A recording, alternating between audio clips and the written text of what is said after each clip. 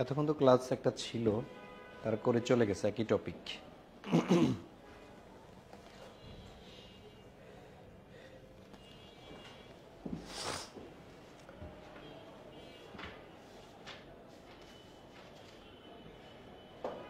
Zoom class is better than Facebook.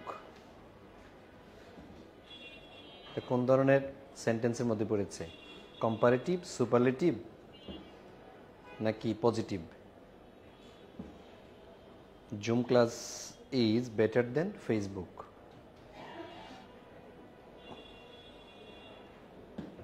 জি আলহামদুলিল্লাহ, ওয়ালাইকুম আসসালাম। আমার কথা কি শুনতে পাচ্ছেন আপনারা যারা জয়েন করেছেন? জি আলহামদুলিল্লাহ, সুস্থ আছি। ভালো হস স্যার। ফাহিমা আক্তার, বুঝি নেই। ওকে, থ্যাংক ইউ সো মাচ। আপনাদের আজকে যে পেইড বেসের ক্লাস, এটা টপিক কি জানেন আপনারা? সাধারণ জ্ঞানের কি টপিক? সেটা হচ্ছে, বলেন কোনটা হবে? সেটা হচ্ছে অর্থনীতি। অর্থনীতি ভালো হয়েছে। ফেসবুকে ক্লাস হলে ভালো হয় না? তো এতক্ষণ আমি ফেসবুকে ক্লাস নিয়েছি অর্থনীতি, তবে ওখানকার ক্লাস তো ছিল মাল্টিপল চয়েস কোয়েশ্চেন, এমসিকিউ আকারে। আমি এখন বেসিক দিব, এই ক্লাসগুলো একটু নোট করবেন। ওকে, হ্যাঁ, এখানে এখন আমি বেসিক দেওয়ার চেষ্টা করবো ইনশাল্লাহ। ওকে, তাহলে অর্থনীতি, আপনাদের যদি প্রথমে প্রশ্ন করি অর্থনীতির জনক কে, আপনারা দেখি এই অ্যান্সারটা করেন। অর্থনীতির জনক অনেক নষ্ট, কি বলে, হ্যাঁ পাবেন, অবশ্যই রেকর্ড ক্লাস পাবেন, এখানে পাবেন ইনশাল্লাহ, পাবেন, বারবার আপনি দেখতে পারবেন। তাহলে অর্থনীতির জনক যিনি, তার নাম হচ্ছে অ্যাডাম স্মিথ। অ্যাডাম স্মিথ, তার বিখ্যাত একটা বই আছে, the wealth of nation. The wealth of nation, এটা হচ্ছে তার বিখ্যাত একটা বই। পরীক্ষাতে আসে এই বইটার লেখক কে? এটা হচ্ছে অ্যাডাম স্মিথের লেখা বিখ্যাত বই। পৃথিবীতে এই যে আমরা অর্থনীতি দেখি, অর্থনীতিতে বর্তমানে শীর্ষ দেশ কোনটি জানেন আপনারা? বর্তমানে অর্থনীতিতে শীর্ষ দেশ যেটা, সেটা হচ্ছে ইউএসএ বা যুক্তরাষ্ট্র। ঠিক আছে, অর্থনীতির সূত্রপাত বা এই যে ইকোনমিক্স বা অর্থনীতির সূত্রপাত হয় কোন দেশে কেউ জানেন? অর্থনীতির সূত্রপাত যে দেশটাতে হয় সেটা হয়েছিল গ্রিসে। প্রাচীন গ্রিসে এই অর্থনীতির সূত্রপাত হয়। দেখেন, অর্থনীতির সূত্রপাত হয় প্রাচীন গ্রিসে। তো অর্থনীতি কিছু টার্ম আপনাদের মনে রাখতে হবে। এর মধ্যে একটা হচ্ছে মাইক্রো ক্রেডিট সিস্টেম, যার বাংলা অর্থ হচ্ছে কি? ক্ষুদ্র ঋণ। এই যে ক্ষুদ্র ঋণ ব্যবস্থার প্রবর্তক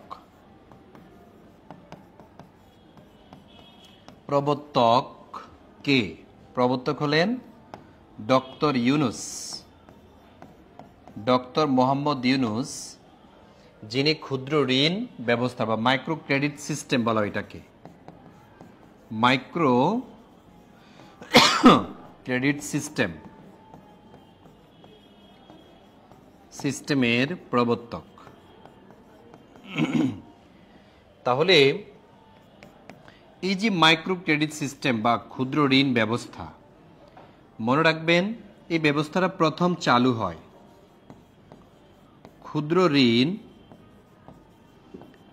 প্রথম দেশের বাইরে চালু হয়। কোন দেশে? দেশের বাইরে চালু করেন যে দেশটি, তার নাম হচ্ছে মালয়েশিয়া। এই যে মালয়েশিয়া, এই দেশটাই প্রথম ক্ষুদ্র ঋণ ব্যবস্থা তাদের দেশে চালু করেন। কিন্তু মাইক্রো ক্রেডিট সিস্টেম অথবা ক্ষুদ্র ঋণ এই যে ব্যবস্থাটা, এটা চালু করেছেন কে? বাংলাদেশের নোবেল বিজয়ী ডক্টর মোহাম্মদ ইউনুস। ডক্টর ইউনুসের অনেক অবদান আছে। তিনি 1976 সাল থেকেই গ্রামীণ ব্যাংকের কার্যক্রম চালু করেন। যদি বলা হয় গ্রামীণ ব্যাংক প্রতিষ্ঠা হয় কত সালে, তাহলে গ্রামীণ ব্যাংক প্রতিষ্ঠা প্রথমে চালু হয় 1976-এ, আর আনুষ্ঠানিকভাবে প্রতিষ্ঠা হয় 1983-তে। এই দুইটা সাল একটু মনে রাখবেন। এই বেসিক জিনিসগুলো এবার পরীক্ষাতে প্রচুর পরিমাণ প্রশ্ন আসবে।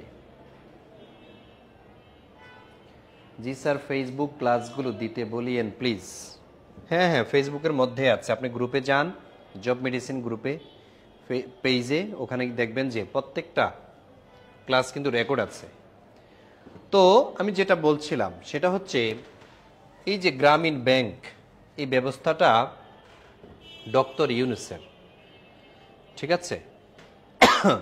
তাইলে আমি এটা এখন মুছে দিব আপনাদের যদি লেখা হয়ে থাকে। লেখা হয়েছে? আমাকে এখানে ডান লিখবেন, ঠিক আছে? ডান, DONE, ডান মানে হচ্ছে হয়েছে। হ্যাঁ সাইমা, হয়েছে তাই তো? Okay fine. তাহলে আমি আপনাদের একটা প্রশ্ন করি, দেখি আপনাদের মনে আছে কিনা, দেখি কে অ্যান্সার করতে পারেন। এই কুইজের অ্যান্সারটা দেন। প্রশ্ন: ব্র্যাক ব্যাংকের প্রতিষ্ঠাতা কে? ঠিক আছে, প্রতিষ্ঠাতা কে? আমি অপশন দিব। হচ্ছে ফজলে হাসান আবেদ। ফজলে হাসান আবেদ। তারপরে আমি অপশন দিব হচ্ছে ডক্টর মোহাম্মদ ইউনুস। আমি এখানে অপশন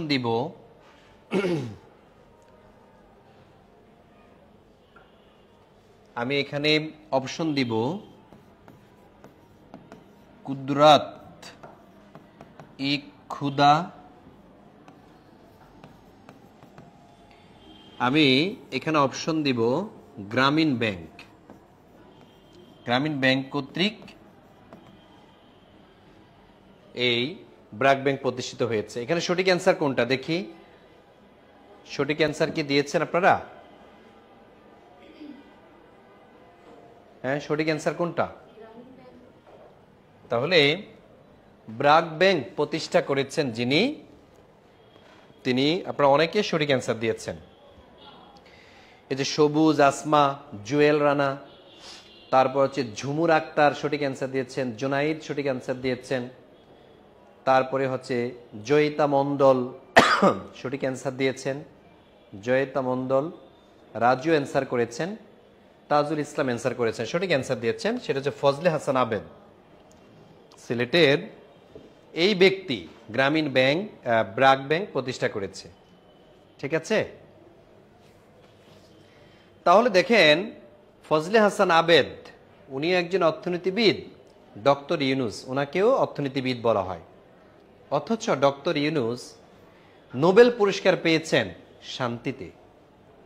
অর্থনীতিতে পাওয়ার কথা ছিল, কিন্তু তিনি পেয়েছেন কিসে? তিনি পেয়েছেন হচ্ছে শান্তিতে।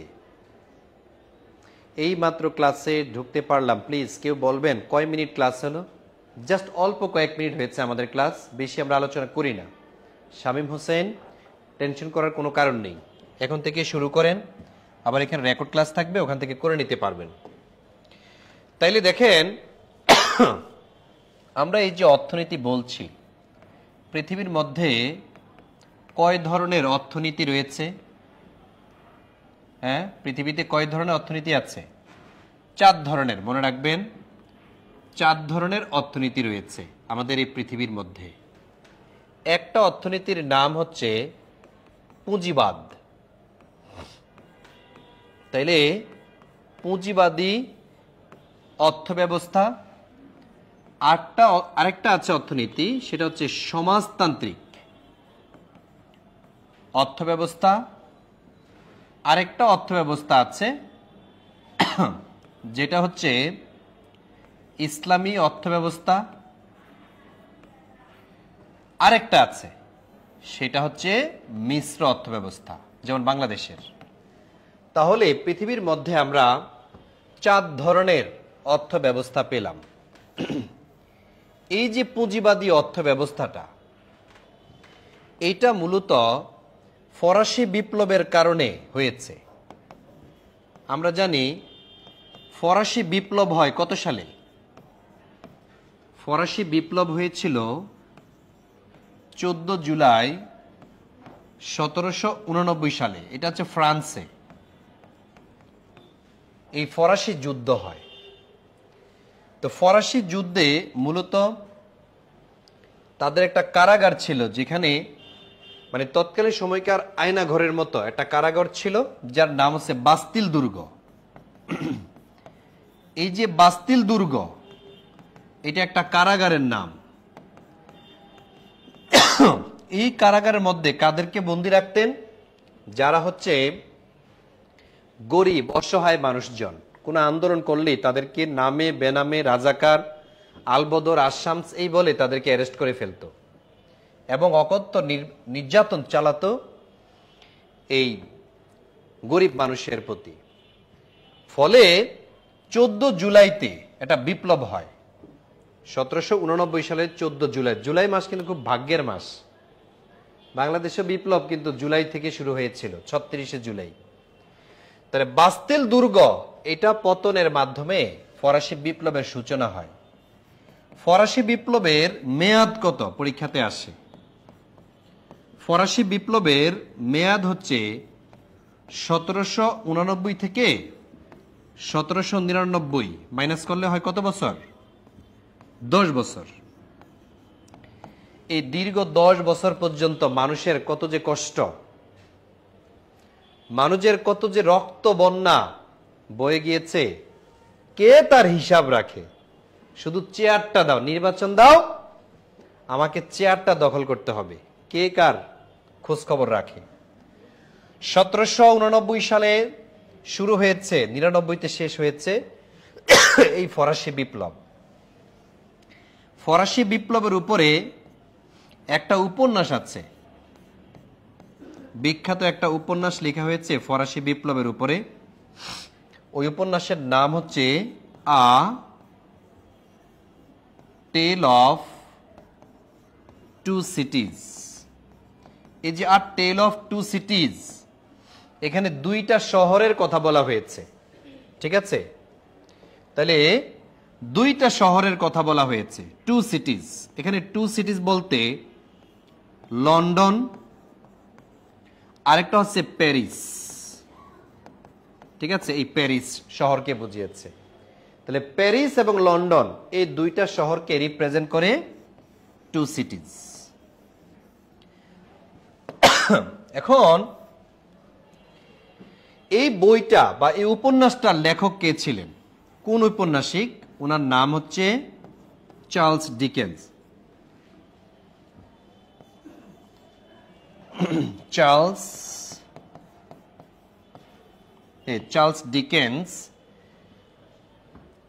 চার্লস ডিকেন্স এই উপন্যাসটার লেখক বা ঔপন্যাসিক। তিনি হচ্ছে ফরাসি বিপ্লবের উপরে এই বিখ্যাত উপন্যাসটা লিখেছে। কতবার যে পরীক্ষা এসেছে, 2 সিটিজ দ্বারা কাকে বোঝানো হয়? লন্ডন এবং প্যারিস শহরকে বোঝানো হয়। তারপর দেখেন এই ফরাসি বিপ্লব দীর্ঘকাল চলার কারণে বিপ্লবীদের মধ্যে ক্লান্তি চলে আসে, ঠিক আছে, আন্দোলন করতে করতে প্রায় 16 বছর বিএনপি জামাতের অবস্থা খারাপ, টায়ার্ড। ফ্রান্সে এরকম 10 বছর পর্যন্ত আন্দোলন চলতে চলতে টায়ার্ড হয়ে গেল। এই জন্য ফরাসি বিপ্লবের কিছু দার্শনিক ছিলেন, তারা বিপ্লবীদেরকে বিভিন্ন স্লোগান দিয়ে বই লিখে বিভিন্নভাবে উদ্বুদ্ধ করেছিলেন, যার মধ্যে একজন দার্শনিকের নাম হচ্ছে জ্যাক রুশো। এই সেই রুশো, যিনি একজন দার্শনিক, তিনি একটা বই লিখেছিলেন, বইয়ের নাম হলো the social contract. The social contract, এই যে দ্য সোশ্যাল কন্ট্রাক্ট, বিখ্যাত বইটা, এটার লেখককে জ্যাক রুশো। ফরাসি বিপ্লবের একটা স্লোগান ছিল, ওই স্লোগানটা কি আপনারা জানেন? ফরাসি বিপ্লবের স্লোগান যেমন বৈষম্য বিরোধী আন্দোলনের স্লোগান অনেকগুলো ছিল, অনেকগুলো। এর মধ্যে সবচেয়ে ভাইরাল হয়েছে সেটা হচ্ছে তুমি কে আমি কে, রাজাকার। ঠিক আছে, এই স্লোগানটা খুবই ভাইরাল হয়েছে। আরেকটা, সেটা হচ্ছে আপোষ না সংগ্রাম। এরকম অনেকগুলো স্লোগান ভাইরাল হয়েছে। কিন্তু ফ্রান্স, তারা তো বাঙালিদের মতো এত মেধাবী না, তাদের একটা স্লোগান আছে, সেই স্লোগানটার নাম ছিল সাম্য, মৈত্রী, স্বাধীনতা। সাম্য, মৈত্রী, স্বাধীনতা, এটাই হচ্ছে ফরাসি বিপ্লবের স্লোগান ছিল। সাম্য, মৈত্রী, স্বাধীনতা, সাম্য, মৈত্রী, স্বাধীনতা।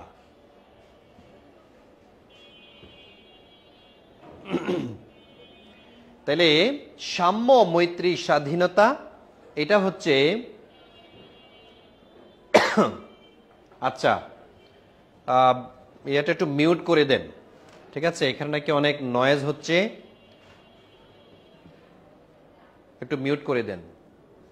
আচ্ছা, দেখেন আমরা যেটা বলছিলাম, সাম্য, মৈত্রী, স্বাধীনতা, এটা হচ্ছে ফরাসি বিপ্লবের স্লোগান। আর এই স্লোগানের প্রণেতা বা জনক যিনি, তিনি হচ্ছেন রুশো। ঠিক আছে, পরীক্ষাতে কতবার আসছে সাম্য, মৈত্রী, স্বাধীনতা, এটার প্রণেতাকে, অথবা ফরাসি বিপ্লবের স্লোগান কোনটি, অথবা সাম্য, মৈত্রী, স্বাধীনতা কোন বিপ্লবের স্লোগান ছিল? এটা হচ্ছে ফরাসি বিপ্লবের স্লোগান ছিল। তো এই ফরাসি বিপ্লবের শিশু কে ছিল, এটাও আসে। তাহলে ফরাসি বিপ্লবের শিশু,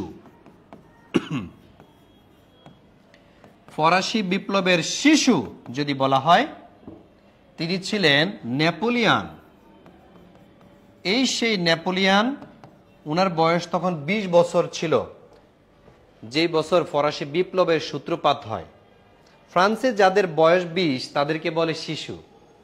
বাংলাদেশে যাদের বয়স 1 থেকে 18 বছর বা তারও নিচে, তাদেরকে বলা হয় শিশু। আর ফ্রান্সে যাদের বয়স 20 তাদেরকে বলা হয় শিশু।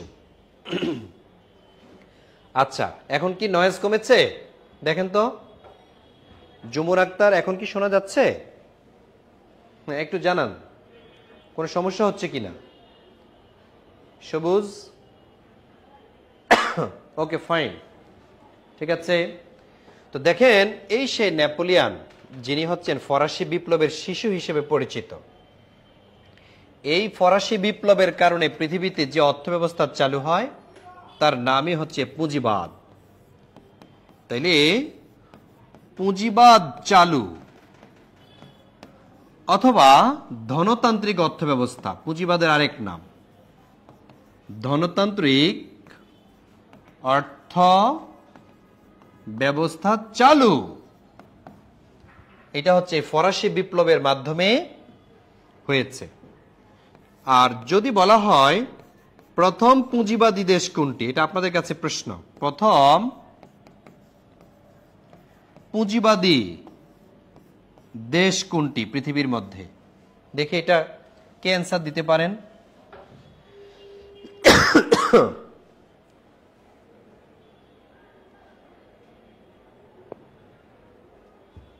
তাইলে হ্যাঁ, এই যে আমাদের মোস্তাক আহমেদ অ্যান্সার করেছেন, আয়েশা সিদ্দিকা, সোনিয়া, আকাশ, সামিয়া, আব্দুল কুদ্দুস অ্যান্সার করেছেন।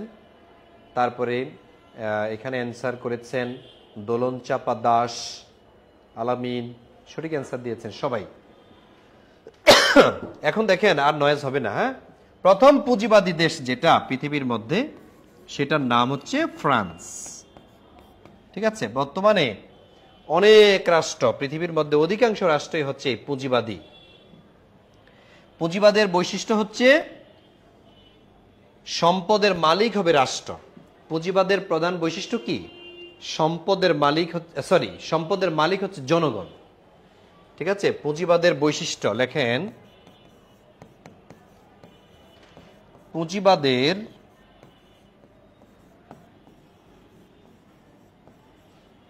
বৈশিষ্ট্য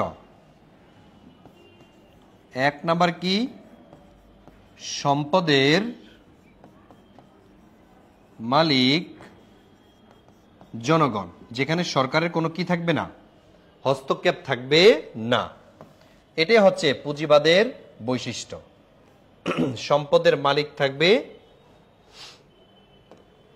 জনগণ, সরকার কোনো প্রকার বাধা দিতে পারবে না। তাহলে এই পুঁজিবাদ বর্তমানে কোন কোন দেশে আছে?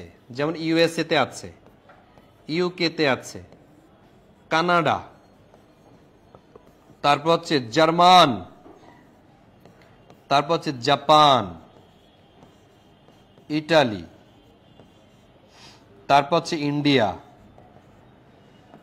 কত লিখব, পাকিস্তান।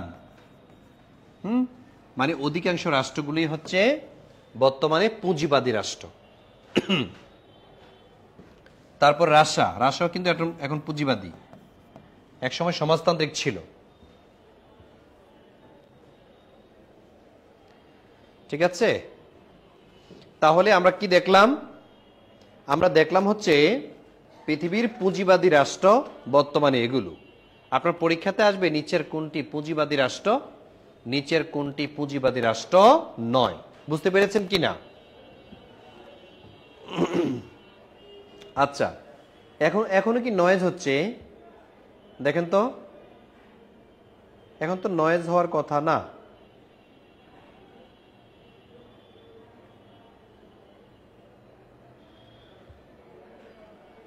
হচ্ছে?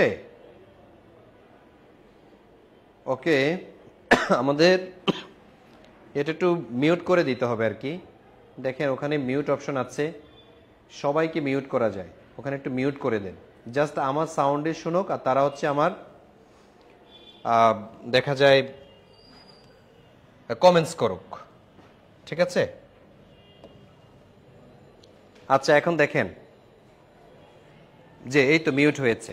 ঠিক আছে, ঠিক আছে, এখন ক্লাস মজা পাবেন। অবশ্য ক্লাসে অনেকে কথা বললে জমে না, আর সবাই আসলে মজা পায় না ক্লাসের মধ্যে।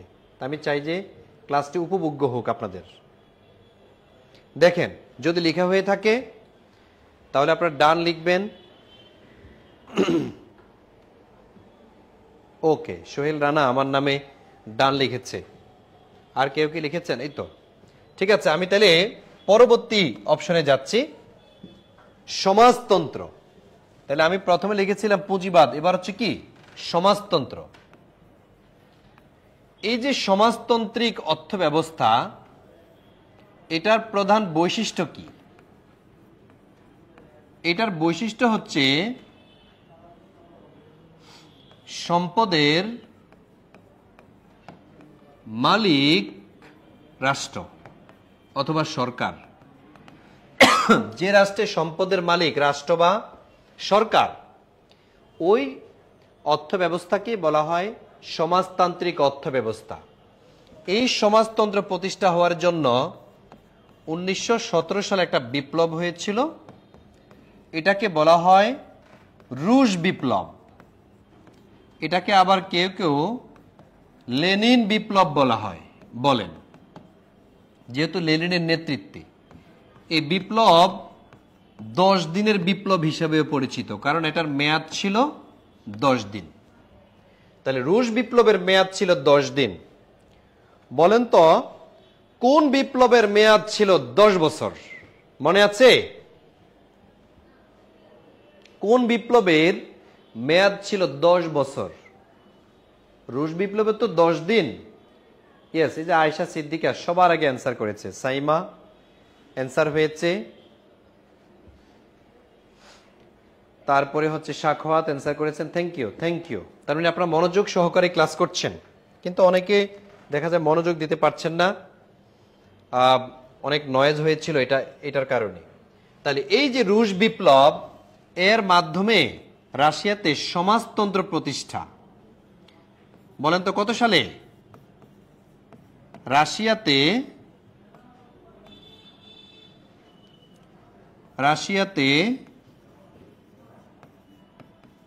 সমাজতন্ত্র প্রতিষ্ঠা এটা হয়েছিল 1922 সালে। বিপ্লব হয়েছে 17তে, কিন্তু রাশিয়ার সংবিধান চেঞ্জ করে সরকার পরিবর্তিত হয়ে সমাজতন্ত্রকে সংবিধানে লিখে দেয় 1922 সালে। আর রাশিয়ার সমাজতন্ত্র দেখে সমাজতন্ত্র গ্রহণ করেছে চীন, তারপরে উত্তর কোরিয়া, ভিয়েতনাম, উত্তর আমেরিকার একটা দেশ সমাজতান্ত্রিক, সেটা হচ্ছে কিউবা।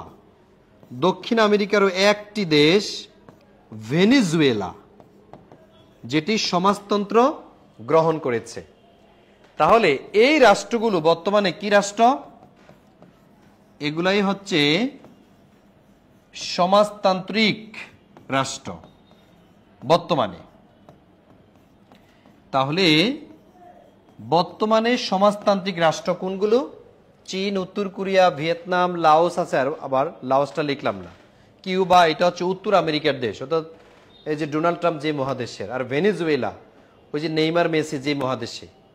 তাহলে এটাও সমাজতান্ত্রিক, কিউবা সমাজতান্ত্রিক, ভিয়েতনাম, উত্তর কোরিয়া, চীন, এই যে রাষ্ট্রগুলো সমাজতন্ত্র গ্রহণ করেছে রাশিয়ার সমাজতন্ত্র দেখে।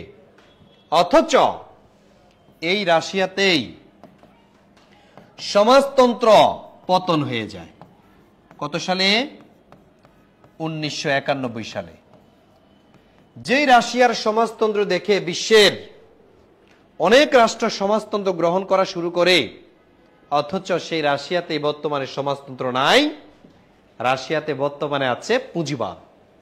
সোভিয়েত ইউনিয়ন 15টা রাষ্ট্রে বিভক্ত হয়ে যায়। ওই যে আপনারা জানেন Kazakhstan, Kyrgyzstan, Tajikistan, Uzbekistan, Azerbaijan, Turkmenistan, Ukraine, Belarus, এগুলা সব রাশিয়ার সাথে, এগুলা সোভিয়েত ইউনিয়নের অন্তর্ভুক্ত ছিল।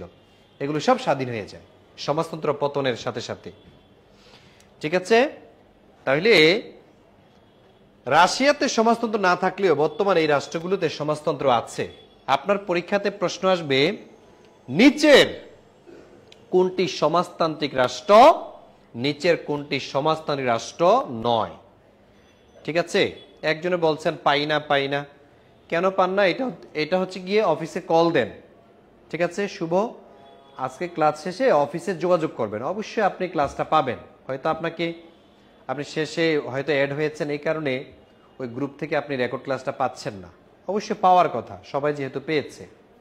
ঠিক আছে? শুধু ওই যে অনেক কমেন্টস করতেছেন, আপনি একটাই দেখা যাচ্ছে। এই সমস্যা নিয়ে আপাতত এখন বললেন না, ক্লাস শেষে কথা বলেন। হ্যাঁ, কারণ অনেক কমন আসতেছে, তো কমেন্টস আসতেছে, যার কারণে আমি বুঝতে পারছি না কোনটা আমাকে নিয়ে করছেন, আর এক ধরনের কমেন্টস হয়ে যাচ্ছে বারবার, শুধু কপি মারতেছেন। আচ্ছা দেখেন, তাইলে এই সমাজতন্ত্রটা আমরা দেখলাম। আরেকটা অর্থ ব্যবস্থা আছে, সেটা হচ্ছে ইসলামী অর্থ ব্যবস্থা। 3 নাম্বার, তাই না? তাহলে 3 নাম্বার হচ্ছে ইসলামী অর্থ ব্যবস্থা। তাহলে ইসলামী অর্থ ব্যবস্থার বৈশিষ্ট্যটা কি? এটা পুঁজিবাদের মতো, মনে রাখবেন, এটার বৈশিষ্ট্য প্রায় পুঁজিবাদের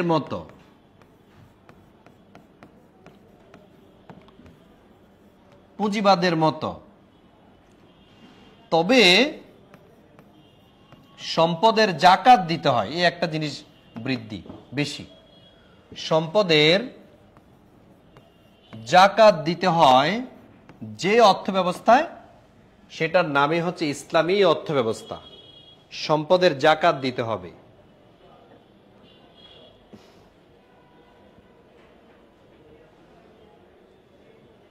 কল ধরে না, সমস্যা কল দিলে।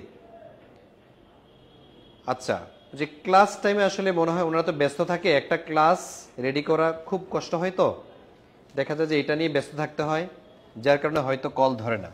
আপনি প্রয়োজনে মেসেজ করে রাখেন আপনার কি সমস্যা, যেহেতু আপনি তো এখানকার স্টুডেন্ট।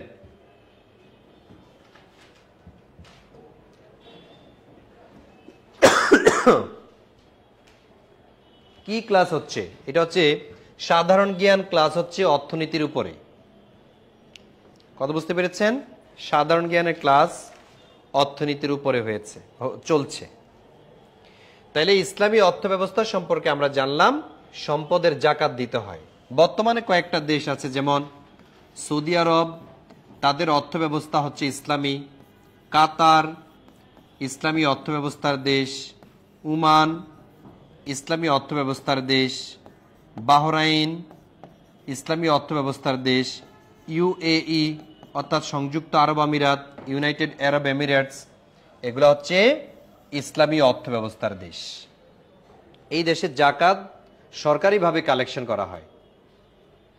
আরেকটা অর্থ ব্যবস্থা আছে 4 নাম্বার, দেখেন প্রথম লাইন কিন্তু আমি লিখিয়েছি। 4 নাম্বারে যেটা, সেটা হচ্ছে মিশ্র অর্থ ব্যবস্থা। তাইলে মিশ্র অর্থ ব্যবস্থা, এটার বৈশিষ্ট্যটা কি? মনে রাখবেন, এটার বৈশিষ্ট্য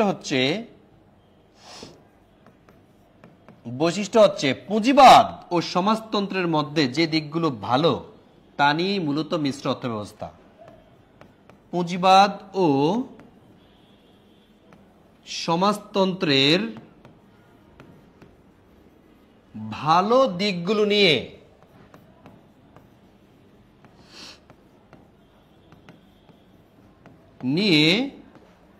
যে অর্থ ব্যবস্থা প্রণীত হয়েছে,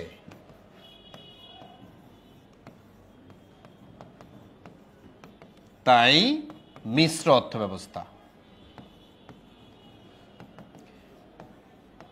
ঠিক আছে? তার মানে বাংলাদেশে কিন্তু সমাজতন্ত্র আছে, আবার পুঁজিবাদ এটাও আছে। এই কারণে এটাকে বলা হয় কি? মিশ্র অর্থ ব্যবস্থার দেশ। ঠিক আছে? তাইলে কোন দেশটি? যেমন বাংলাদেশ। ঠিক আছে, উদাহরণ দিয়ে রাখেন। যেমন বাংলাদেশ একটি মিশ্র অর্থ ব্যবস্থার দেশ, এছাড়া নাই পৃথিবীতে, এই ব্যতিক্রম। আর বাঙালি বলেই কথা। তো বাংলাদেশ এটা হচ্ছে মিশ্র অর্থ ব্যবস্থার দেশ। এতটুকু আমরা দেখলাম। এবার আসেন, বাংলাদেশের যে অর্থ ব্যবস্থা এটা চলছে, বাংলাদেশ এলডিসিতে উত্তরণ হয়েছে। মনে রাখবেন, বাংলাদেশ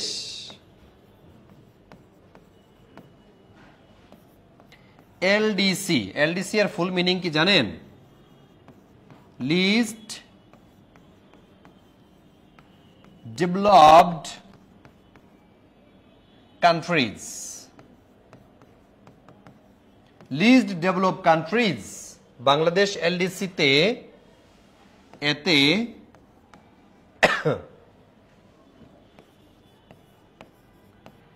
যুক্ত হয় 1975 সালে। প্রথম 1975-এ প্রথম বাংলাদেশকে এলডিসিতে যুক্ত করা হয়, মানে উন্নয়নশীল দেশে অন্তর্ভুক্ত করা হয়। বলছে এই এলডিসি থেকে উত্তরণ হলে বাংলাদেশ হবে একটি উন্নত রাষ্ট্রে, উন্নত রাষ্ট্রের মর্যাদা পাবে। তাহলে বাংলাদেশ এলডিসি মুক্ত হবে কত সালে? এলডিসি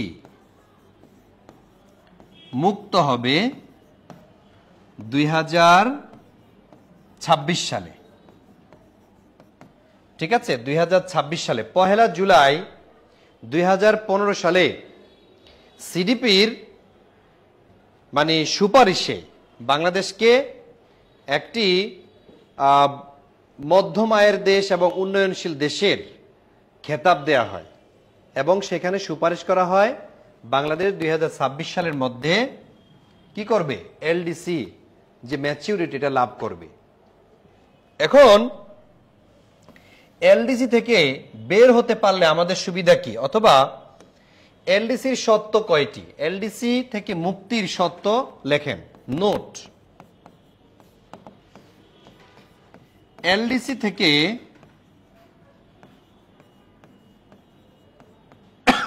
মুক্তি পাওয়ার শর্ত হচ্ছে 3টি, মনে রাখবেন, এটা পরীক্ষাতে আসে, এখন আসবে কিন্তু 3টি। সে 3টা কি কি?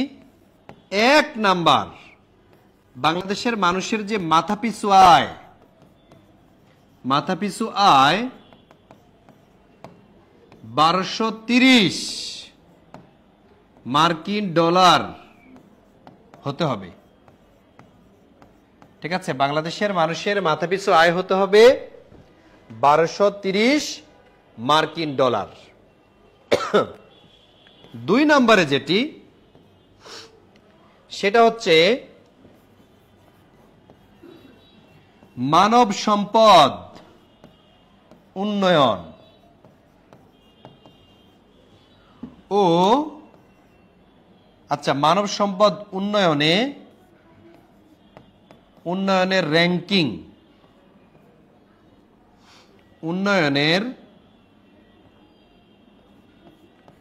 র্যাঙ্কিং 66% হতে হবে। ঠিক আছে, মানব সম্পদ 66% মানুষ যে এরা হচ্ছে সম্পদের রূপান্তর, বাংলাদেশের সম্পদের রূপান্তর হবে এরকম কোয়ালিটি অর্জন করতে হবে।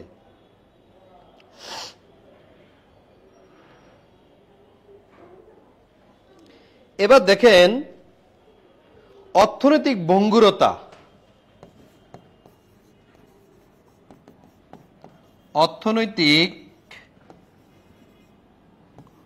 ভঙ্গুরতার পয়েন্ট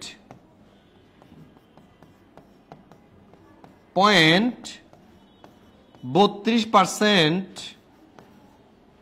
এর নিচে হতে হবে।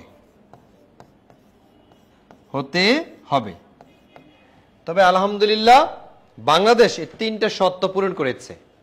এলডিসি থেকে মুক্তি পাওয়ার শর্ত যে 3টা, এই 3টা থেকে বাংলাদেশ সরকার মুক্তি পেয়েছে। ফলে সিডিপি বাংলাদেশকে এই এলডিসি মুক্ত হওয়ার ঘোষণা দিয়েছে 26 সালে। ঠিক আছে, 2026 সালে হচ্ছে আমরা উন্নয়নশীল দেশের কাতারে চলে যাব। জাস্ট একটা নাম, এই নামের কারণে আমাদের অনেক ক্ষতিও হবে। বর্তমানে অনেক দেশে আমরা শুল্ক মুক্ত বাণিজ্য পাচ্ছি, ইউরোপীয় ইউনিয়নের সাথে আমাদের অনেক সুবিধা আছে, সেই সকল সুবিধাগুলো আমরা হারাবো। কারণ কি, আমরা তো উন্নত রাষ্ট্র, তাহলে আমরা কেন আর ঋণ পাবো, আমরা কেন তাদের বিভিন্ন সুযোগ সুবিধাগুলো পাবো? পাবে কারা? যারা হচ্ছে গরিব রাষ্ট্র। যেমন এখন এলডিসিতে আছে বাংলাদেশ বিভিন্ন সহায়তা পাচ্ছে বিশ্বের। এলডিসি মুক্ত 26 সালে হলে এই সুবিধাগুলো আর বাংলাদেশ পাবে না, জাস্ট সুনাম হলো এই। তাইলে আমরা এটা দেখলাম। এবার আসেন বাংলাদেশে মুক্ত বাণিজ্য চুক্তি চালু। বাংলাদেশে মুক্ত বাণিজ্য চুক্তি চালু হয় কত সালে? দেখি এটা আপনারা লেখেন। আমি একটু আগে ফেসবুকে এটা বলেছি, ওই যে লাইভ ক্লাসে, 1991 সালে মুক্ত বাণিজ্য চুক্তি না, মুক্ত বাণিজ্য চালু বা মুক্ত বাজার অর্থনীতি। হ্যাঁ, মুক্ত বাণিজ্য চালু বা মুক্ত বাজার অর্থনীতি চালু হয় কত সালে? সেটা হয়েছিল 1991 সালে।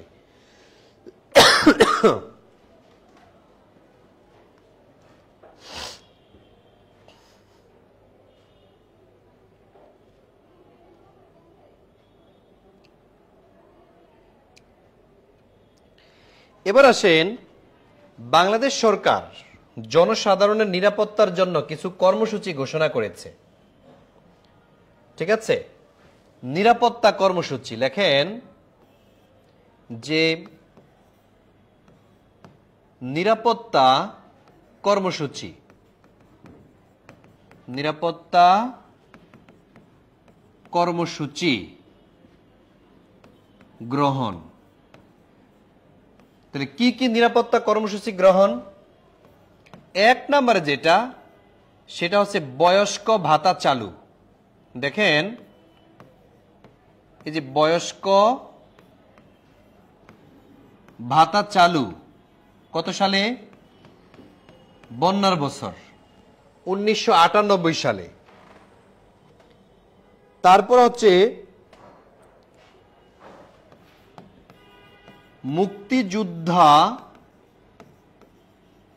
মুক্তিযোদ্ধা ভাতা চালু, এটা হয় 1996 সালে। তারপর হচ্ছে কাবিখা চালু, এটা 1974 সালে। প্রশ্ন হচ্ছে কাবিখা কি? কাজের বিনিময়ে খাদ্য। কাজের বিনিময়ে খাদ্য, এটাকে সংক্ষেপে বলা হয় কাবিখা। কত কষ্টে মানুষ চলছিল, বলছে ঠিক আছে কাজ করো পেটে ভাতে, এই কাবিখা। তারপরে হচ্ছে সামাজিক নিরাপত্তা বেষ্টনী চালু করা হয়। সামাজিক নিরাপত্তা বেষ্টনী চালু 1998 সালে। তাইলে সামাজিক নিরাপত্তা বেষ্টনী চালু হয় 1998 সালে। এগুলো হচ্ছে নিরাপত্তা কর্মসূচি, বাংলাদেশ সরকারের নিরাপত্তা কর্মসূচি।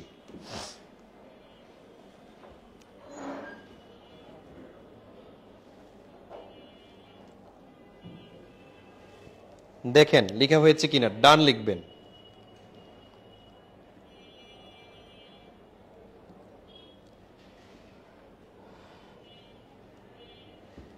হয়েছে? ওকে, থ্যাংক ইউ সো মাচ।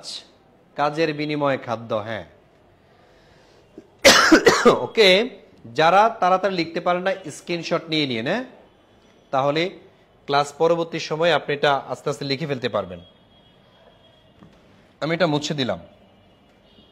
এবার আসেন, আমরা এবার দেখব হচ্ছে বাংলাদেশের অর্থনীতি বা সম্পদ। বাংলাদেশের সম্পদ, বিডি সম্পদ কি কি আছে দেখেন। এক নম্বরে আছে কৃষি সম্পদ,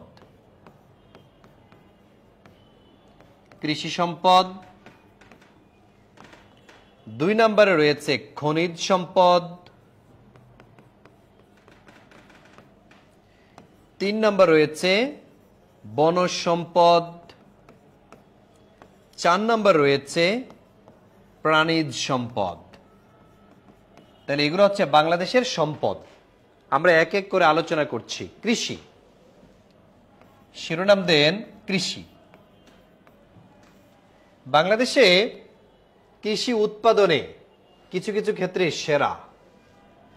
যেমন বাংলাদেশে কোন জেলাতে সবচেয়ে বেশি ধান উৎপাদন হয়? ঠিক আছে, এখানে লিখবেন উৎপাদনে শীর্ষ, আর এখানে লিখবেন হচ্ছে ফসল। ঠিক আছে, ফসল। তাহলে দেখেন এই যে ধান উৎপাদনে শীর্ষ জেলা, সেটার নাম হচ্ছে ময়মনসিংহ। ময়মনসিংহ ধান উৎপাদনে তারা হচ্ছে সেরা। আবার বাংলাদেশে এই যে গম উৎপাদনে সেরা কোনটা? সেটা হচ্ছে ঠাকুরগাঁও। যার কারণে ঠাকুরগাঁও জেলাকে বলা হয় বাংলাদেশের রুটির ঝুড়ি। গম উৎপাদন বেশি হয় এই কারণে। আমার জেলা শাওমি। তারপরে চা উৎপাদনের শীর্ষ জেলা কোনটি? মৌলভীবাজার। মৌলভীবাজার কয়টি? 91টি চা বাগান আছে এখানে। ঠিক আছে, 91টি চা বাগান রয়েছে শুধু মৌলভীবাজারে। এবার আসেন আলু উৎপাদনের শীর্ষ কোনটি? আলু উৎপাদনের শীর্ষ হিরো আলমের বগুড়া। একসময় মুন্সিগঞ্জে সবচেয়ে বেশি আলু উৎপাদিত হতো। বর্তমানে সবচেয়ে বেশি আলু উৎপাদন হয় বগুড়াতে। এবছর মানুষ এমন আলু করেছে, আর এখন আলুর দাম কমে যাচ্ছে, 15 টাকা কেজি অলরেডি চলে আসছে। বাহ, কৃষকরা আবার একটা ধরা খাবে মেবি। এবার দেখেন লিচু উৎপাদনের শীর্ষ কোনটি? লিচু উৎপাদনের শীর্ষ জেলা হচ্ছে দিনাজপুর। লিচু উৎপাদনের শীর্ষ জেলা দিনাজপুর। এবার আসেন কি থাকে? কলা উৎপাদনের শীর্ষ হচ্ছে নরসিংদী। নরসিংদীর কেউ আছেন? চাকরি পাইলে কলা নিয়ে আসবেন। আর বগুড়ার কেউ যদি চাকরি পান, এক বস্তা আলু নিয়ে আসেন। এবার দেখেন কাঁঠাল। বলেন, এটা মনে হয় সবাই পারবে। ঢাকার কাছাকাছি একটা জেলা। কাঁঠাল উৎপাদনে সেরা কোন জেলা? কে বলতে পারবেন? কে বলতে পারবেন? আসি স্যার, হ্যাঁ আছেন। এই তো সিদরাতুল মুনতাহা। তারপর হচ্ছে রোমান হোসেন, অ্যান্সার সঠিক হয়েছে। তারপর হচ্ছে লিজামণি, আপনার অ্যান্সারটা সঠিক। সাগর আলী, শওকত হোসেন। আমি আছি স্যার বগুড়া। আপনি দই নিয়ে আইসেন। হ্যাঁ, দই আর সরি আলু নিয়ে আইসেন, আলু। আচ্ছা দেখেন কাঁঠাল উৎপাদনের শীর্ষ জেলা সেটা হচ্ছে গাজীপুর। ঠিক আছে, গাজীপুর জেলাতে সবচেয়ে বেশি কাঁঠাল উৎপাদন হয়। রসালু ফল কাঁঠাল এই তো আসতেছে। ঠিক আছে, অনেক পোলাপান কাঁঠাল খাইতে চায় না, অথচ জাতীয় ফল আমাদের। ঠিক আছে, এই কারণে অ্যান্সারও দিয়ে আসে ভুল। পরীক্ষা আসছে জাতীয় বৃক্ষ কোনটি, সবাই দিয়ে আসে কাঁঠাল গাছ। আপনারা বলেন তো জাতীয় বৃক্ষ কোনটি আমাদের? হ্যাঁ, এই তো, থ্যাংক ইউ সো মাচ। জাতীয় বৃক্ষ যেটা, সেটা হচ্ছে আম গাছ। 2010 সালে আম গাছকে জাতীয় বৃক্ষ হিসেবে ঘোষণা করা হয়, কারণ আম গাছ ইতিহাসের সাক্ষী। 1955 সালে আওয়ামী মুসলিম লীগ থেকে মুসলিম শব্দটা বাদ দেওয়া হয়েছিল নারায়ণগঞ্জে শামীম ওসমানদের বাড়িতে আম্র কানন থেকে বা আম বাগান থেকে। আবার 1952 সালের 21 ফেব্রুয়ারি 144 দ্বারা ভঙ্গ করা হয়েছিল ঢাকা মেডিকেলের সামনে আম বাগান থেকে বা আম বৃক্ষের নিচ থেকে। আবার 1971 সালের 17 মার্চ 17 মার্চ অস্থায়ী সরকারের যে শপথ পাঠ অনুষ্ঠান, এটা হয়েছিল মেহেরপুরের আম বাগান থেকে। এই কারণে আমকে জাতীয় বৃক্ষ ঘোষণা করা হয়েছে, আম গাছকে। ঠিক আছে, আম একটা জাতীয় বৃক্ষ। পিডিএফ কেন ম্যাডাম? পিডিএফ কেন? আপনাকে বই দেয়নি? ভর্তি হওয়ার সাথে সাথে তো বই দেওয়ার কথা। আচ্ছা দেখেন আরো কিছু ফসল আছে উৎপাদনের সেরা, যেমন আমরা যদি বলি রাবার। এই যে রাবার উৎপাদন, এটা হয় রামুতে। রামু কোথায়? কক্সবাজার। বাংলাদেশে প্রথম 1961 সালে এই রাবার বাগান চালু হয়। 1961 সালে প্রথম এই রাবার বাগান চালু হয়েছিল বা প্রতিষ্ঠা করা হয়েছিল কক্সবাজারের রামুতে। ঠিক আছে, আর কি কি বাকি থাকে বলেন ফসলের মধ্যে? বা উৎপাদনে শীর্ষ হতে পারে? মোটামুটি অনেক কিছু চলে আসছে না? ও আম, আম পরীক্ষা আসে না?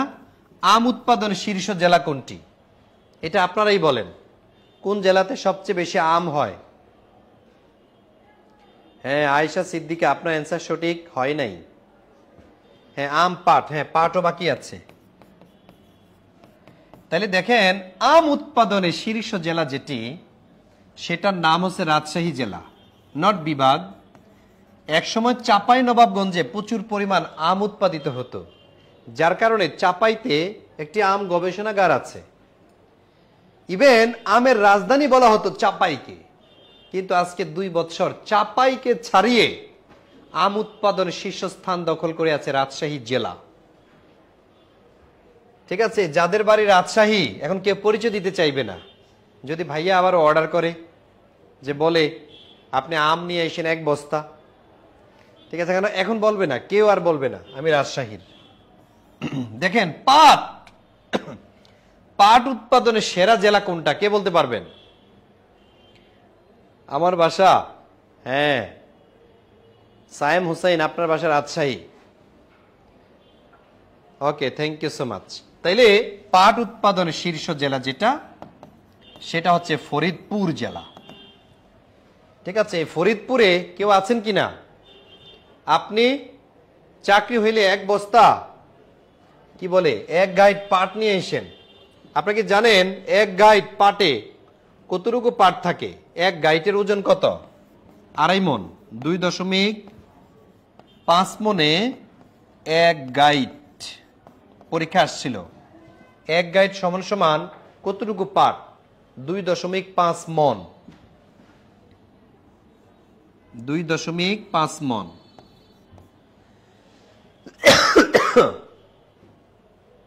তো এই তো একটা গাইড, গাইড বাঁধে না তারা, পাটের দেখবেন গাইড বাঁধে। ঠিক আছে, তারপরে দেখেন আবার পরীক্ষাতে আসে এই যে পাটের তৈরি এক ধরনের পলিথিন ব্যাগ তৈরি করেছে, সোনালী ব্যাগ নাম দিয়েছিল যার, এই ব্যাগটা তৈরি করেছেন কে? ওনার নাম হচ্ছে বিজ্ঞানী মোবারক আহমেদ।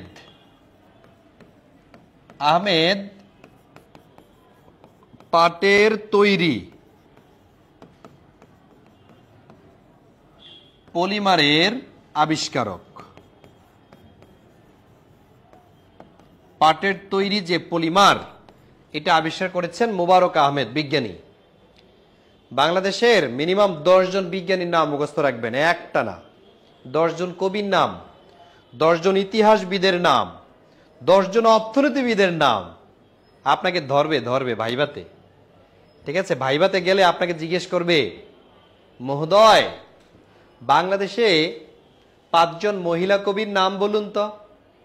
মহোদয় বলুন তো বাংলা সাহিত্যের প্রথম কবিকে। আপনি যদি বলেন যেগুলো আমাদের ক্লাসে পড়ায় না, উত্তর হইল, আপনি কিন্তু উত্তর দিতে হবে, এগুলো বেসিক জিনিস। বাংলাদেশের 5 জন বা 10 জন অর্থনীতিবিদের নাম ঠোঁটস্থ থাকতে হবে, ঠোঁটস্থ। আপনার 5টা ভালো গুণ, 5টা খারাপ গুণ কি দেখি বলুন তো। এই জন্য আগে থেকে লিখে রাখবেন এগুলো, যাতে উত্তর দিতে পারেন। আচ্ছা, তাইলে আমরা কৃষি সম্পদ দেখলাম, এবার আমরা অন্য টপিকে যাব। আমরা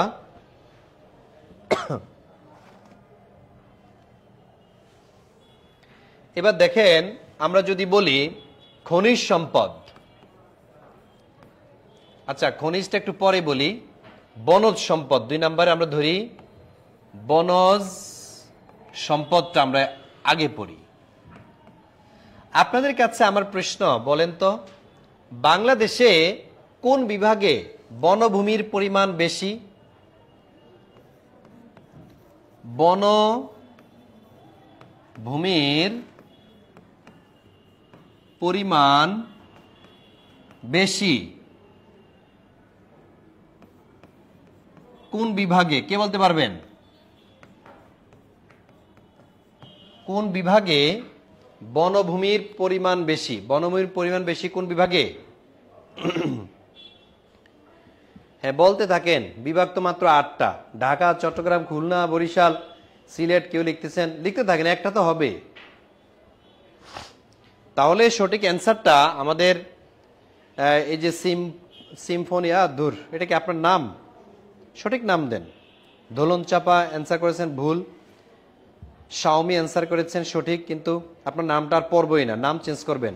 মনোরা সঠিক অ্যান্সার দিয়েছেন। মনোরা, আপনারটা সঠিক হয়েছে। সেটা হচ্ছে চট্টগ্রাম বিভাগ।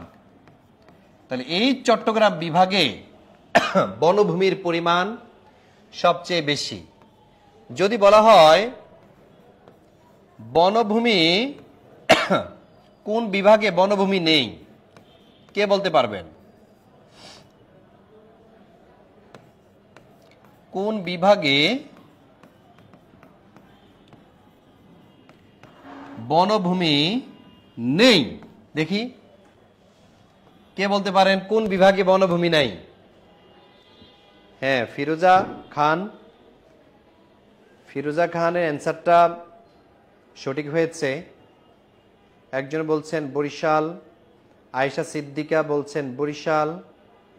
মারুফ, হ্যাঁ মারুফ, আপনারটাও সঠিক হয়েছে। Thank you so much. তাহলে বনভূমি কোন বিভাগে বনভূমি নেই? সেটা হচ্ছে রাজশাহী। রাজশাহী, ঠিক আছে। এই রাজশাহী বিভাগে কি নাই? বনভূমি নাই। থাকলে বলেন, আমি মুখস্থ করি। তারপরে কোন জেলাতে সবচেয়ে বেশি বনভূমি রয়েছে? কোন জেলাতে সবচেয়ে বেশি বনভূমি? জানেন আপনারা কোন জেলাতে সবচেয়ে বেশি বনভূমি রয়েছে? সেটা হচ্ছে বাগেরহাট। ইয়েস, এককভাবে এই বাগেরহাট জেলাতে সবচেয়ে বেশি বনভূমি রয়েছে বাংলাদেশে। তারপরে কোন অঞ্চলে, যদি প্রশ্ন আসে কোন অঞ্চলে, এবার জেলা না অঞ্চল বলল, কোন অঞ্চলে সবচেয়ে বেশি বনভূমি রয়েছে? তাহলে কোন অঞ্চলে সবচেয়ে বেশি বনভূমি রয়েছে, এটা কি পারেন? প্রশ্ন, কোন অঞ্চলে সবচেয়ে বেশি বনভূমি রয়েছে? সঠিক অ্যান্সারটা দেখি কে আগে করতে পারেন। ইয়েস, শাকাত হোসেন।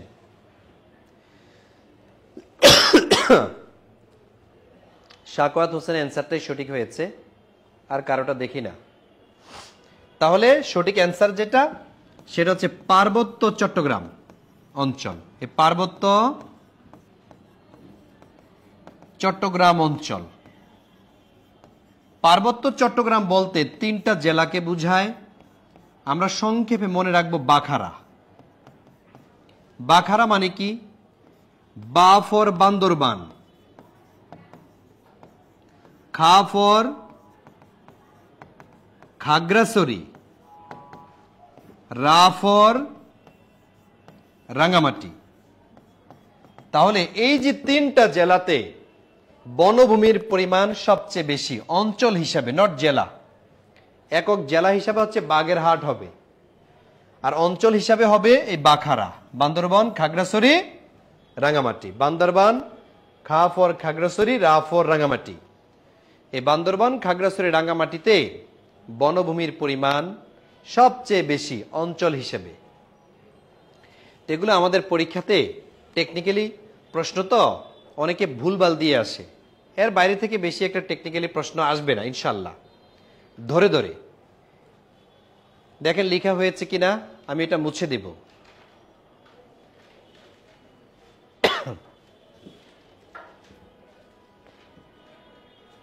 লেখা হয়েছে?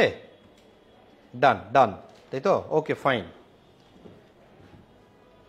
এবার দেখেন, আপনাদেরকে দেখি সহজ প্রশ্নই করি, দেখি কে বলতে পারবেন বাংলাদেশের জাতীয় বনের নাম কি? আমাদের জাতীয় বন কোনটি?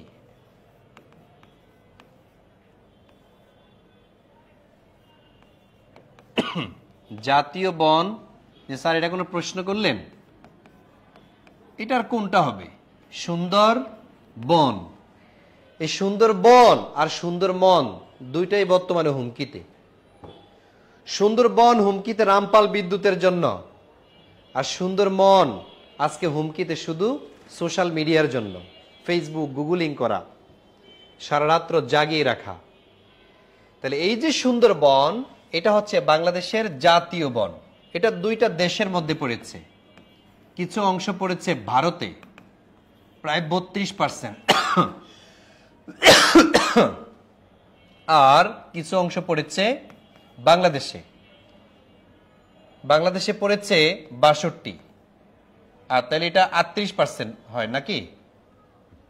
হ্যাঁ, 38% হচ্ছে ভারতে আর 62% হচ্ছে বাংলাদেশে পড়েছে এই সুন্দরবন। মনে রাখবেন, সুন্দরবন 5টি জেলাকে অতিক্রমকারী, 5টি জেলাকে অতিক্রম করেছে। 5টি জেলাকে অতিক্রম করেছে কে? সেটা হচ্ছে সুন্দরবন। ঠিক আছে, 5টি জেলাকে অতিক্রম করেছে এই সুন্দরবন। এখন কোন 5টি জেলা? জাস্ট একটা ছন্দ মনে রাখেন, 44তম বিসিএস এখান থেকে প্রশ্ন আসছে, আবারও আসবে। লেখেন বাঘ সাঁতারে খুব পটু। সাঁতারে খুব পটু। আসলেই হরিণ যখন নদীতে নেমে যায়, বাঘ তখন সাঁতার কাটে, হরিণকে আস্তে ঘাড়ে ধরে নিয়ে আসে। বাঘ সাঁতারে খুব পটু। এই যে বাঘ, বাঘ মানে বাগের হাট, যার উপর দিয়ে সুন্দরবন অতিক্রম করেছে। আর এই যে সাঁতার, সাঁতার মানে সাতক্ষীরা, যার উপর দিয়ে সুন্দরবন অতিক্রম করেছে। আর এই যে খু, খু ফর খুলনা, আর ব ফর বরগুনা বা কবিরা গুনা, সরি বরগুনা, কি বলি কবিরা গুনা, বরগুনা। আর এই পটু মানে পটুয়া খালি। এই হচ্ছে 5টি জেলা যার উপর দিয়ে সুন্দরবন অতিক্রম করেছে। এরকম ছন্দগুলো আপনারা হচ্ছে সোহেলস ম্যাপে পাবেন। হ্যাঁ, আপনাদেরকে মনে হয় লাইভ ক্লাসে বলেছিলাম এই সোহেলস ম্যাপ। এখানে 2টা ম্যাপ আছে, একটা বাংলাদেশের, একটা আন্তর্জাতিক। এটা সংগ্রহ করবেন আপনারা। হ্যাঁ,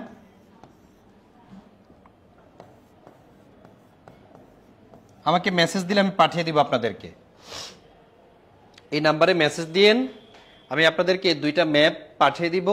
এই ছন্দগুলো আপনারা পাবেন, ঠিক আছে? ওখানে একবার সহজ ভাষায় 2টা মানচিত্র মানে হচ্ছে 2টা বই, আমাদের হাইলাইটস আর এই সোহেলস ম্যাপ 2টা, একটা বাংলাদেশ আর একটা আন্তর্জাতিক। এই 2টা থাকলে আপনার কাছে সাধারণ জ্ঞান একটা স্ট্রেংথ পাবেন আপনি ইনশাল্লাহ। ঠিক আছে, তাইলে বাঘ সাঁতারে খুব পটু, বাঘ ফর বাগেরহাট, সাঁতার মানে সাতক্ষীরা, খুতে হচ্ছে খুলনা, তারপরে কে কে?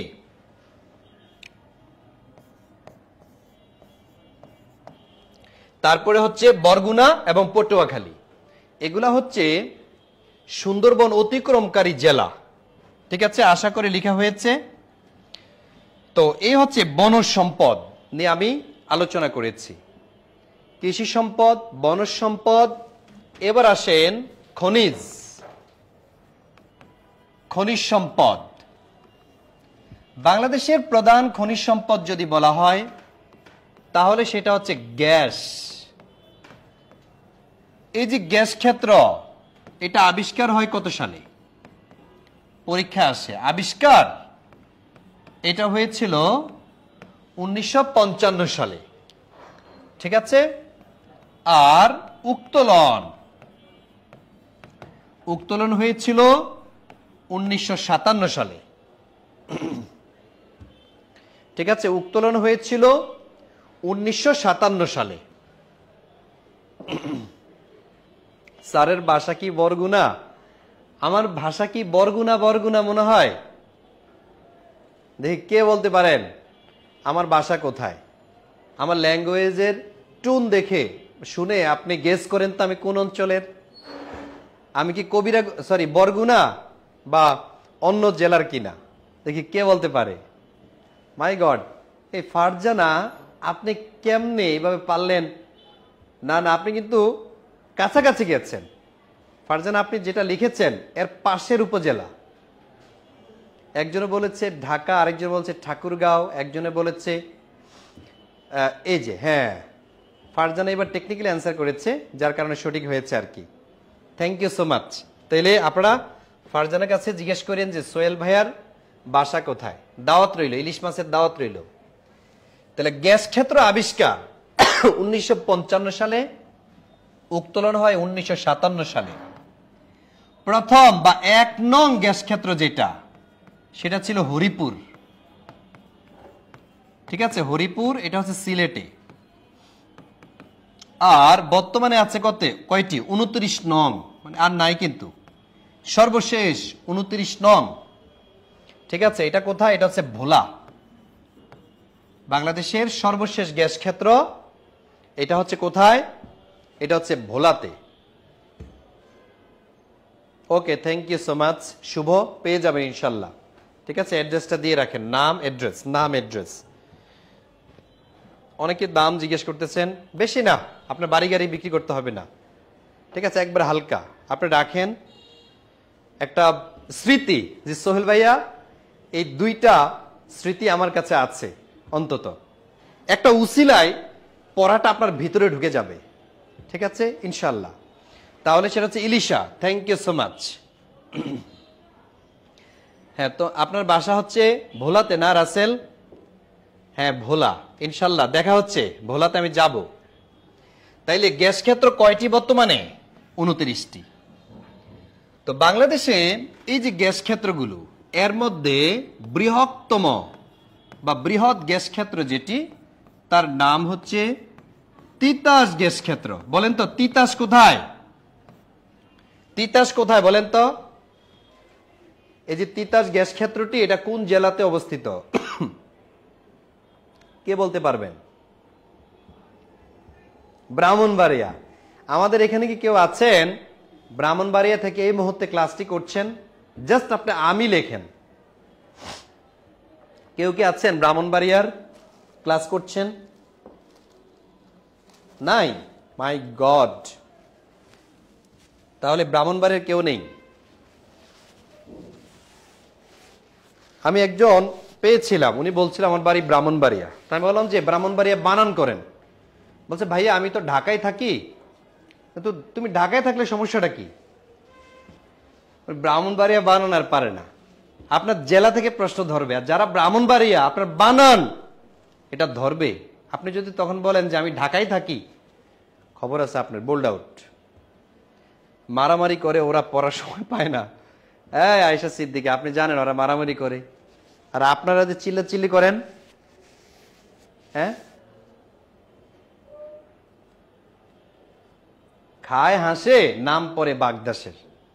সবাই মারামারি করে, নরসিংদী তো মারামারি করে, আমাদের চাঁদপুরে আইসেন, মারামারি কত প্রকার ও কি কি দেখাইয়া দিবে। ঠিক আছে, কোপাকুপি খবরদার, চাঁদপুরের লোকজন কখনো পছন্দ করেন না। তাহলে তিতাস গ্যাস ক্ষেত্র যেটা, সেটা হচ্ছে ব্রাহ্মণবাড়িয়া, যেটা 1962 সালে আবিষ্কৃত হয়। ঠিক আছে, ঢাকার শহরে গ্যাস সরবরাহ হয় তিতাস থেকে। ঢাকার শহরে গ্যাস সরবরাহ হয় তিতাস থেকে। এই গ্যাস সবচেয়ে বেশি ব্যবহৃত হয়, সবচেয়ে বেশি গ্যাস ব্যবহৃত হয় কোথায়? বিদ্যুৎ উৎপাদনে। বিদ্যুৎ উৎপাদনে সবচেয়ে বেশি গ্যাস খরচ হয়। তারপরে জ্বালানি হিসেবে গ্যাস সংযোগ, জ্বালানি হিসেবে প্রথম গ্যাস সংযোগ, গ্যাস সংযোগ দেয়া হয় 1968 সালে। এটা ঢাকাতে, ঠিক আছে? ঢাকা শওকত ওসমানের বাসায়। প্রখ্যাত কথা সাহিত্যিক শওকত ওসমান স্যারের বাসায়। তাহলে শওকত ওসমান স্যারের বাসায় সর্বপ্রথম জ্বালানি হিসাবে এই গ্যাস সংযোগ দেয়া হয়। এখন এই যে আপনারা রান্না বান্না করেন, রংপুর অনেক সুন্দর। তাজুল ইসলাম, আমি তো রংপুরে গিয়েছি, আপনি তো মেবি আমার অফলাইনে ক্লাস আপনি করেছেন। তাজুল ইসলাম, রংপুরে আমি গিয়ে ক্লাস নিয়েছি। আমি গত বছর বরিশাল গিয়েছি, বগুড়াতে, আপনাদের অনেক জায়গায় গিয়েছি, জব মেডিসিনের ক্লাস নিয়েছি। এখনো যেতে পারি, দেখা হয়ে যেতে পারে। হ্যাঁ, গেলে জানাবো, আপনাদের স্ট্যাটাস দিব। তাহলে ব্রাহ্মণবাড়িয়া খুব অতিথি পরায়ণ, জি আমি সাপোর্ট করি। কিন্তু ওই যে পোলাপান বলে শুধু মারামারি করেন, দেখেন অতিথি নিয়ে লাঠি বাড়ায়েন না। তো যেটা বলছিলাম সেটা হচ্ছে গ্যাস জ্বালানি হিসেবে সংযোগ দেওয়া হয় 1968-এ। এটা শওকত ওসমানের বাসায় সর্বপ্রথম। আমাদের যশোর সেরা, শিওর যশোর আসলেই সেরা। মুক্তিযুদ্ধের প্রথম স্বাধীন জেলা। তারপরে বাংলাদেশের ফুলের রাজধানী, এটা হচ্ছে যশোর। বাংলাদেশের প্রথম ডিজিটাল জেলা, সেটা হচ্ছে যশোর। বাংলাদেশের প্রথম ডিজিটাল স্থলবন্দর বেনাপোল, সেটাও যশোর। ঠিক আছে, যশোরে জন্মগ্রহণ করেছেন বাংলা সাহিত্যের প্রথম বিদ্রোহী কবি, চতুর্দশপদী কবিতার জনক, বাংলা নাটকের জনক, বাংলা মহাকাব্যের জনক আমাদের মাইকেল মধুসূদন দত্ত। ঠিক আছে, এই সে যশোর। সাগরদারি গ্রাম আছে না, সাগরদারি? হ্যাঁ, সাগরদারি গ্রামে জন্মিয়েছিলেন আমাদের মাইকেল মধুসূদন দত্ত। যশোর অনেক অসাধারণ, কারণ আমি যশোরে যাইনি, আর সবকিছু দূর থেকে সুন্দর। আমি যশোরে যাইনি তো এই কারণে আমার কাছে সুন্দর মনে হয়। আচ্ছা, তাহলে আমরা গ্যাস নিয়ে আলোচনা না করি, কারণ একটু হলে আপনারা শুধু গ্যাসের ওষুধ খান। এবার আসেন, আমরা আলোচনা করব তেল নিয়ে। এবার দেখব কি পরিমাণ তেল ব্যবহার হয়, অপচয় হয় আমাদের বাংলাদেশে একজন আরেকজনকে দিয়ে।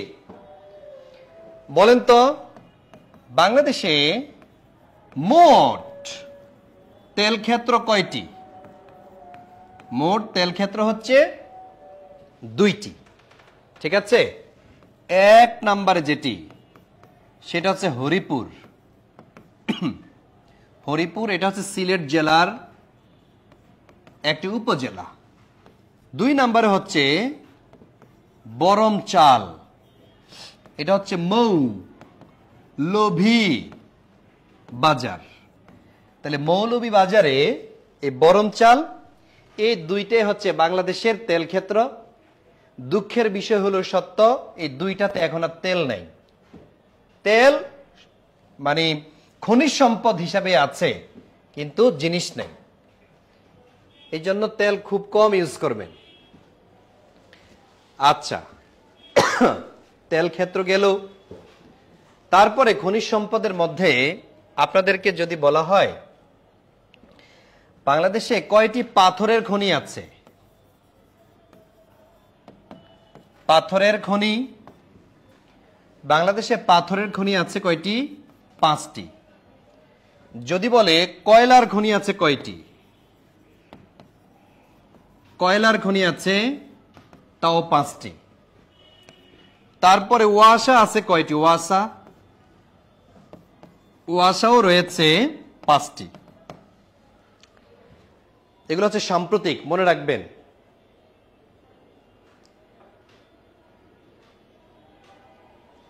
তো ঠিক আছে, অনেকক্ষণ পর্যন্ত আমরা ক্লাসটি করেছি।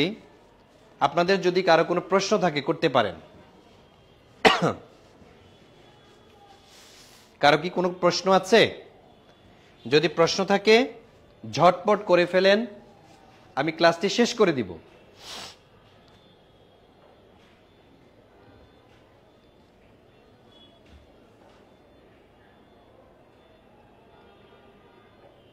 আচ্ছা, ওয়াসা কি? ওই যে পানি মানে পরিশোধন করে, এটা হচ্ছে ওয়াসা আর কি। কুষ্টিয়া আসেন, দাওয়াত রইল। আহা, মজার একটা জেলা। বাংলাদেশে সবচেয়ে বেশি তামাক উৎপাদন হয় যে জেলাতে, এটার নাম কি? এই তামাক উৎপাদনে সেরা, তামাক উৎপাদনে শীর্ষ জেলা, লালনের এলাকা, যার নাম হচ্ছে কুষ্টিয়া। প্লিজ, আপনার যদি চাকরি হয় মিষ্টি আনবেন না, আপনি মিষ্টি নিয়ে আসবেন না, অন্য কিছু চাই না আপনার কুষ্টিয়ার।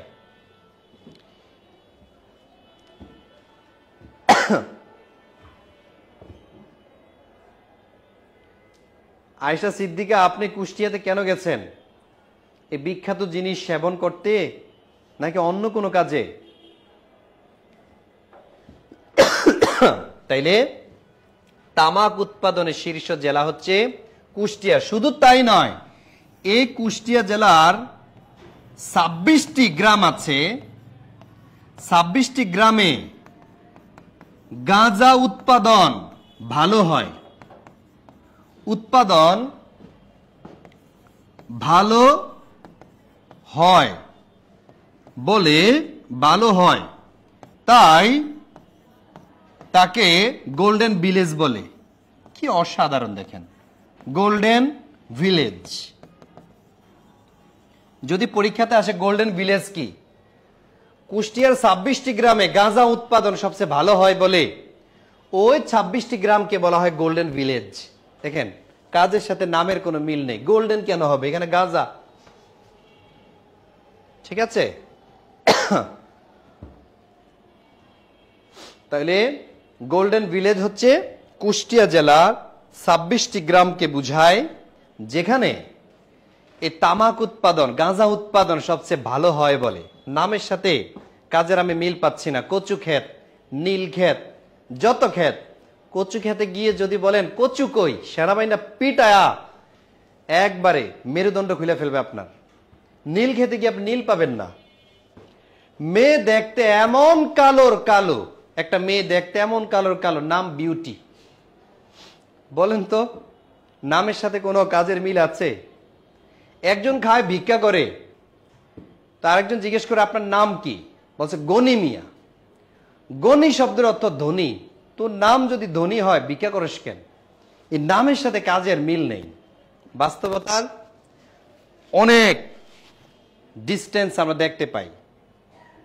আচ্ছা, থ্যাংক ইউ সো মাচ। আর একটা অংশ আছে, ঠিক আছে, ওটা আপনারা দেখে নিয়েন। ঠিক আছে, তারপরে এনবিআরটা আমি একটু আগে লাইভ ক্লাসের মধ্যে পড়িয়েছিলাম। হ্যাঁ, ন্যাশনাল বোর্ড অফ রেভিনিউ 1972-তে প্রতিষ্ঠা হয়েছিল। হ্যাঁ, NBR, national board of revenue. তো এটা আপনারা একটু পড়ে নিয়েন। যেমন এই যে কর, ভ্যাট ট্যাক্স কারা নিয়ন্ত্রণ করে, সেটা হচ্ছে এই এনবিআর বা রাজস্ব বোর্ড। ঠিক আছে, থ্যাংক ইউ সো মাচ। আল্লাহ হাফেজ।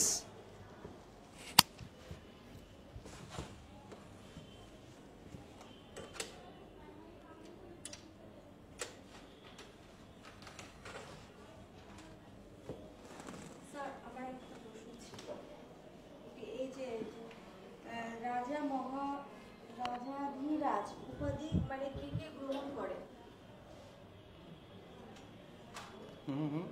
রাজাধিরাজ